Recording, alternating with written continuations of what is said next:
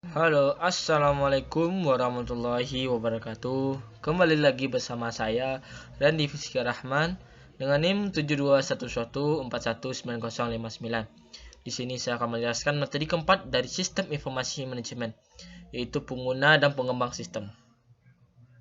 Yang pertama, organisasi bisnis. Dukungan sistem bagi organisasi. Sistem informasi dikembangkan untuk mendukung keseluruhan organisasi, eksekutif, dan area bisnis. Sistem informasi manajemen dimaksudkan untuk memenuhi kebutuhan informasi umum para manajer perusahaan. Sistem informasi eksekutif dirancang untuk digunakan oleh manajer 3 strategis perusahaan dan 5 sistem informasi di tingkat lebih rendah dalam figur tersebut, yang mencakup kebutuhan-kebutuhan informasi unik dari area-area bisnis tersebut. Selanjutnya yaitu organisasi layanan informasi. Sumber daya informasi. Sebagian besar sumber daya ini berlokasi di layanan informasi dan merupakan tanggung jawab dari Chief Information Officer. Sumber daya informasi yang terdapat di area-area pengguna adalah tanggung jawab dari para manajer area pengguna. Spesialis informasi digunakan untuk menggambarkan karyawan yang tanggung jawab utamanya adalah memberikan kontribusi atas tersedianya sumber daya informasi dalam perusahaan. Spesialis informasi pada awalnya meliputi yang pertama, analisis sistem adalah orang-orang yang ahli dalam mendefinisikan masalah dan membuat dokumentasi tertulis tentang komputer dalam menyelesaikan masalah-masalah tersebut.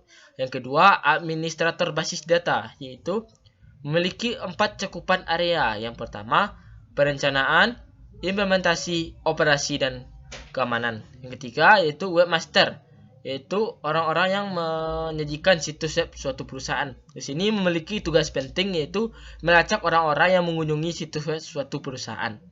Spesialis jaringan, yaitu bekerjasama dengan analisis sistem dalam membuat sebuah jaringan komunikasi. Selanjutnya yaitu programmer, yaitu bekerjasama dengan analisis sistem untuk membuat sebuah kode dalam sebuah komputer. Yang terakhir, operator yang menjalankan suatu web dalam skala besar. Struktur organisasi layanan informasi.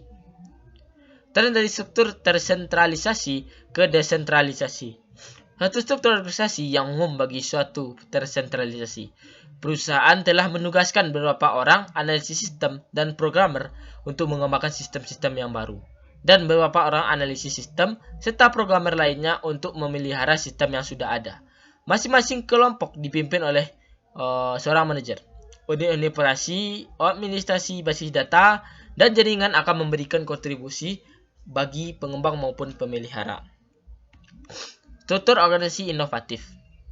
Ada 3 model sekutu, yaitu layanan informasi yang bekerja dengan area-area bisnis dalam menggunakan teknologi informasi guna menghasilkan inovasi bisnis. Yang kedua, model platform, yaitu layanan informasi tidak akan secara aktif mengawali inovasi bisnis, namun akan menyediakan sumber daya informasi sehingga informasi tersebut dapat dicapai oleh area-area bisnis. Model terskala, yaitu sumber daya harus diperoleh begitu peluang besar pasar muncul dan harus dapat dengan cepat dilepaskan ketika peluang itu tidak ada lagi, sehingga tetap mempertahankan biaya tetap pada tingkat yang minimum. Komputasi pengguna akhir. Sistem informasi yang pertama dikembangkan dengan para spesialis informasi melakukan seluruh pekerjaan bagi para pengguna.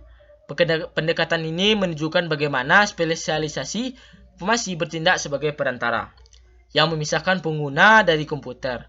Komputasi pengguna akhir timbul disebabkan oleh 4 pengaruh utama. Yang pertama, dampak pendidikan komputer, antrian layanan informasi, murahnya peranti keras, dan peranti lunak siap dipakai. Pengguna sebagai suatu sumber daya informasi. Keuntungan komputasi pengguna akhir. EUC memberikan 2 manfaat utama, yaitu menyamakan kemampuan dan tantangan dan mempersempit jarak komunikasi. Manfaat-manfaat di atas akan menghasilkan pengembangan sistem yang lebih baik daripada yang dihasilkan oleh spesialis informasi yang mencoba untuk melakukan sendiri sebagian besar pekerjaan. Risiko komputasi pengguna akhir. Sebaliknya, ketika pengguna akhir mengembangkan sistem mereka sendiri, mereka akan menghadapkan perusahaan kepada sejumlah risiko. Yang pertama, sasaran yang sistem yang buruk. Yang kedua, sistem yang dirancang dan dikomunikasikan dengan buruk. Yang ketiga, pengguna sumber daya informasi yang tidak efisien. Yang keempat, hilangnya integritas data. Yang terakhir yaitu hilangnya kendali. Karena potensi manfaat yang dimiliki, perusahaan harus mengembangkan suatu rencana strategi sumber daya informasi yang memungkinkan EUC berkembang dan tumbuh subur. Sedangkan untuk risiko, jenis-jenis pengadilan yang telah bekerja dengan begitu baik di layanan informasi juga harus diterapkan pada area-area pengguna. Kriteria pendidikan, pengetahuan, dan keahlian yang dibutuhkan untuk karir di bidang layanan informasi. Pengetahuan pengembang sistem. Pengetahuan adalah sesuatu yang dapat dipelajari, baik itu melalui mata kuliah formal atau melalui upaya sendiri seperti membaca dan mengamati. Jenis pengetahuan itu, pertama, pengetahuan komputer, yang kedua, pengetahuan informasi, yang ketiga, dasar-dasar bisnis, yang keempat, teori sistem, yang kelima, proses pengembangan sistem, yang terakhir, pembuatan model sistem. Keahlian pengembang sistem. Setiap individu biasanya memiliki kemampuan masing-masing yang berbeda yang berasal dari bakat alamiah dan proses pembelajaran yang menyempurnakan. Keahlian pengembang sistem meliputi keahlian berkomunikasi, yaitu yang melibatkan kemampuan untuk menyampaikan informasi kepada satu orang atau lebih dengan menggunakan komunikasi lisan, tulisan, dan gambar. Kemampuan analitis, yaitu melibatkan studi dan pemahaman akhir atas suatu situasi dengan tujuan untuk merumuskan respon atau solusi. Kreativitas, yaitu penciptaan ide atau solusi baru yang sepenuhnya atau separuhnya baru. Dan yang terakhir, kepemimpinan adalah kemampuan untuk mengarahkan orang lain untuk melaksanakan tugasnya. Mengelola pengetahuan yang ditunjukkan oleh sumber daya informasi perusahaan. Perusahaan seringkali menganggap manajemen pengetahuan sebagai sistem jenis lain yang harus dikembangkan. Sistem seperti ini akan menciptakan pengetahuan, mengelola, dan mengirimkan ke pengguna-pengguna yang tepat. Vendor-vendor seperti Knowledge-Based-Net menjual peranti lunak manajemen pengetahuan kepada perusahaan-perusahaan yang ingin mengambil keuntungan dari peranti lunak siap pakai. Otomatisasi kantor. Otomatisasi kantor adalah penerapan otomatisasi seperti teknologi komputer pada pekerjaan kantor. Satu keuntungan dari OA adalah adanya fakta bahwa ia memberikan suatu sambungan komunikasi bagi orang-orang di dalam dan di luar perusahaan untuk saling berkomunikasi satu sama lain. Pergeseran dari pemecah masalah administratif ke manajerial. Aplikasi-aplikasi OA pertama sebelum dimaksudkan untuk mendukung pegawai bagian sekretariat dan administrasi, yaitu adanya pengolah kata, email, fax, dan penanggalan elektronik. Seiring dengan semakin bertambah pengetahuan komputer di kalangan manajer dan profesional, menyadari bahwa mereka dapat menggunakan berbagai aplikasi untuk menyelesaikan masalah yang mereka hadapi.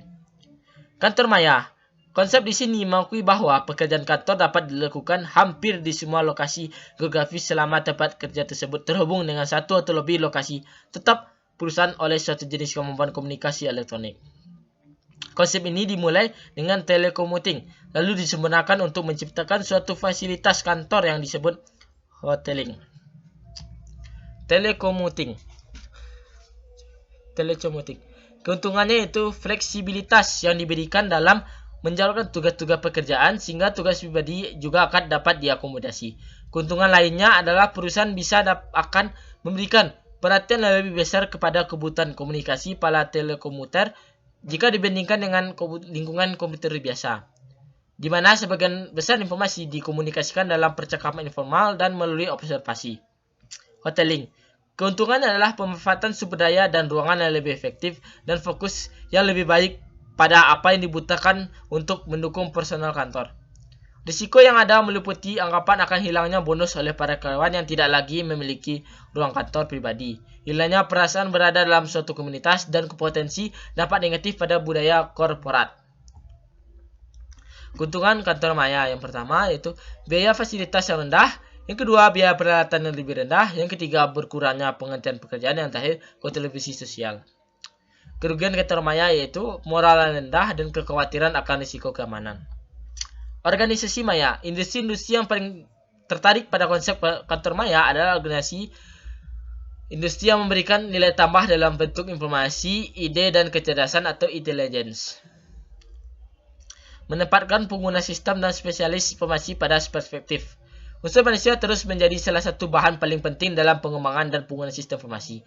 Para pemain utama adalah pengguna dan spesialis informasi. Kedua kelompok tersebut membentuk tim pengembang. Pengembang sistem pada awalnya dilakukan sepenuh spesialis informasi, namun lama-kelamaan pengguna telah memainkan peran yang semakin penting. Sampai ke titik suatu ekstrim, pengguna dapat melakukan pekerjaan secara seluruh.